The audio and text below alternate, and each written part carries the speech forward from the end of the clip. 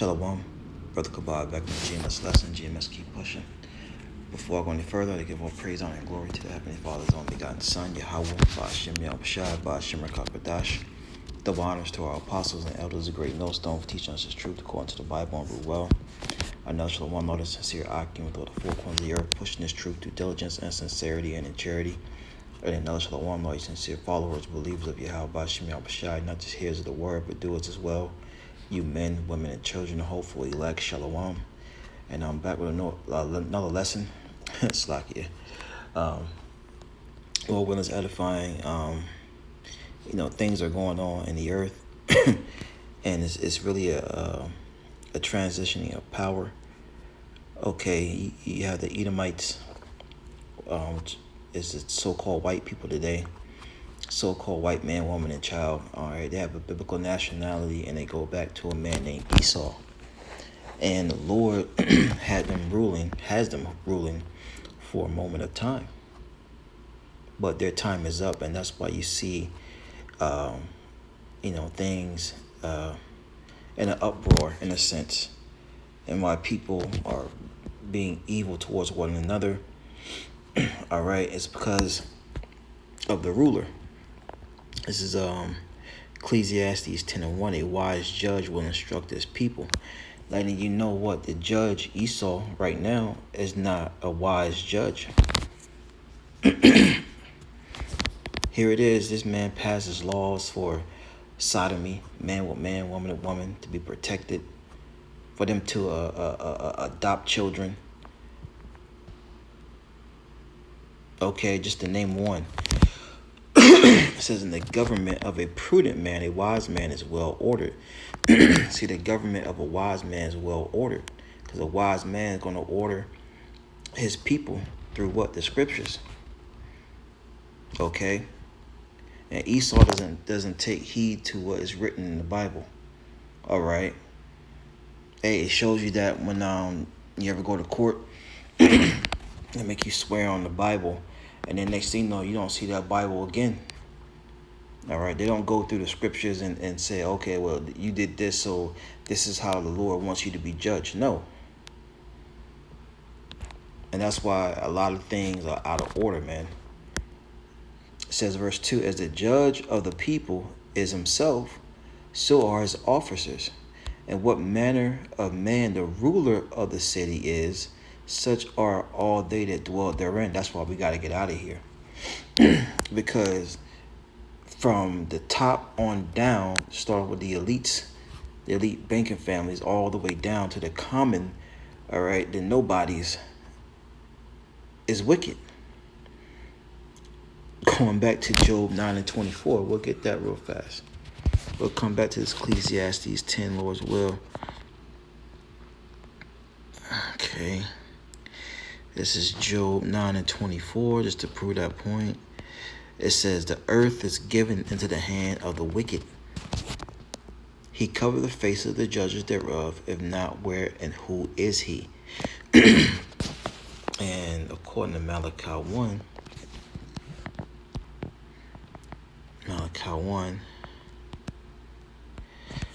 and 4, I believe it is, it says, whereas Edom saith, we are impoverished, but we return and build the desolate places. Thus saith the Lord of hosts. They did that. Okay, once they got into power, got back into power, all right, what you will call the Renaissance era, that's when they changed all the images of the Israelites to so-called Negroes, Latinos, Native Americans, and painted their images. It tells you that in the book, in the Maccabees, they lay open the law of the book and painted themselves, roughly paraphrasing. Okay, but they came back and they built up.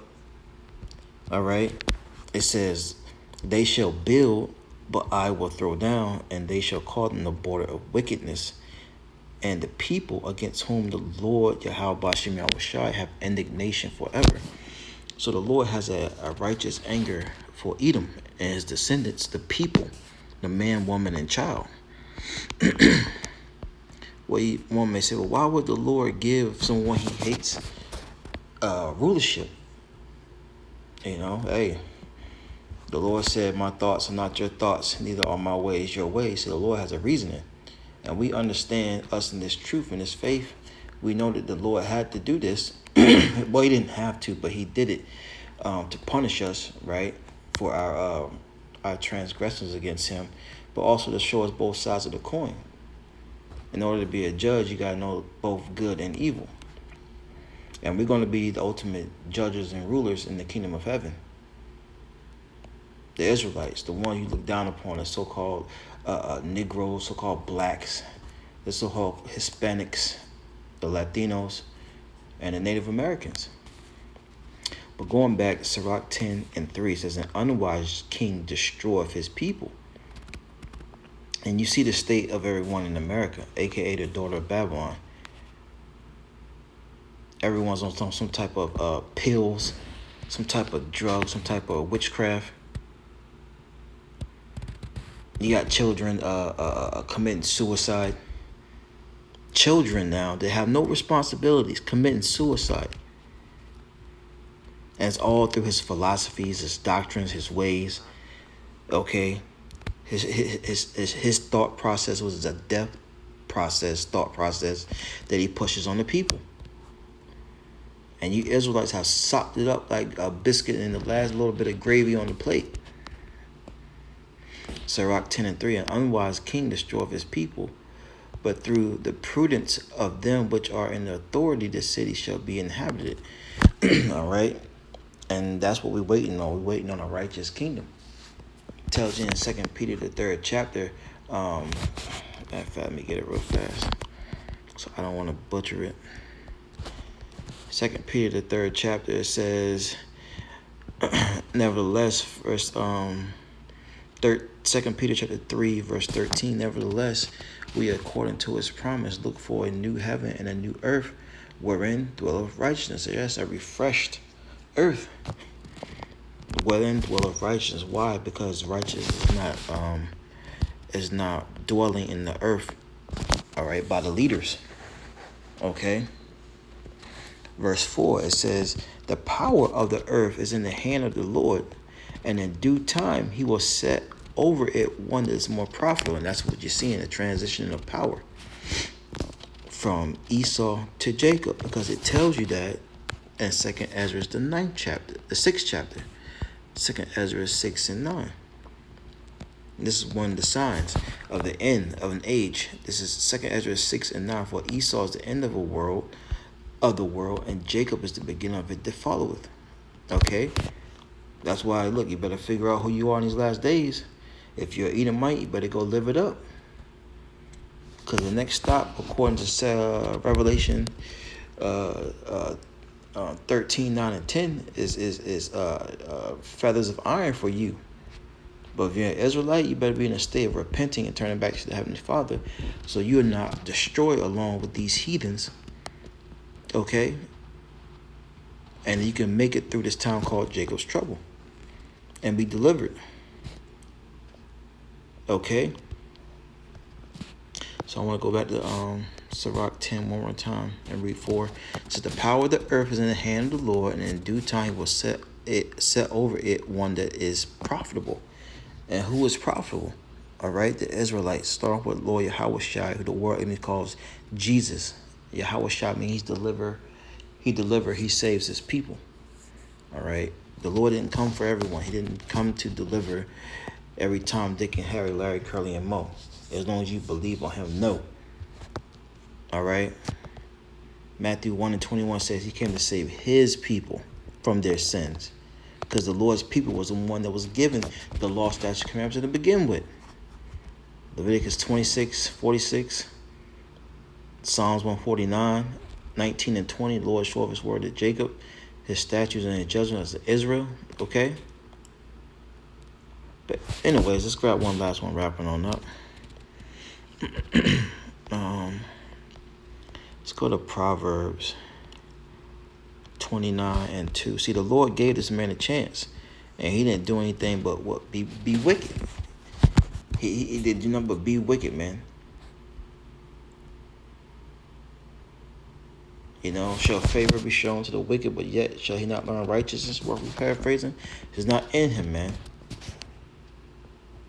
Proverbs 29:2, it says, when the righteous are in authority, the people rejoice. But when the wicked bear rule, the people mourn. And that's what you see. That's how you know who's ruling right now. And that's why the Lord has to come back and take this man out of power. Okay? Because this man is destroying everything. The people, the nature, anything this man put his hands on, man. All right? And that's what you're seeing right now is a transition in power. That's why things are in an uproar. People are mad because the wicked is ruling, man. And the Lord's ready to get ready to take this man out. All right? Read in 2nd Ezra, the 6th chapter. For Esau is the end of the world and Jacob is the beginning of it that followeth. That's why they're scrambling, trying to pull out their NWO. But that C hit. But it's not going to come to pass, like it says in 1 Corinthians, the 3rd chapter. Shalom.